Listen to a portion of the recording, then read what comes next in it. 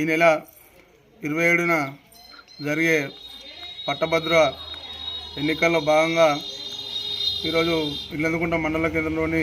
కొన్ని గ్రామాలలో ప్రచారాన్ని బీజేపీ అభ్యర్థి అయినటువంటి డాక్టర్ చిన్నమల్లై అంజిరెడ్డి గారి తరఫున ఇంటింటికి గ్రాడ్యుయేట్ల దగ్గరికి వెళ్తూ ఆయన చేసిన సేవలను గుర్తు చేస్తూ మరియు రేపొద్దున శాసనమండలికి పోయి మన కోసం ఏ విధంగా కొట్లాడి మన కోసం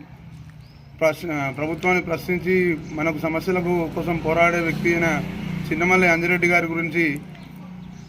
వివరిస్తూ భారతీయ జనతా పార్టీ అభ్యర్థి అయినటువంటి చిన్నమల్లై అంజిరెడ్డి గారికి మొదటి ప్రాధాన్యత ఓటు వేసి గెలిపించగలరని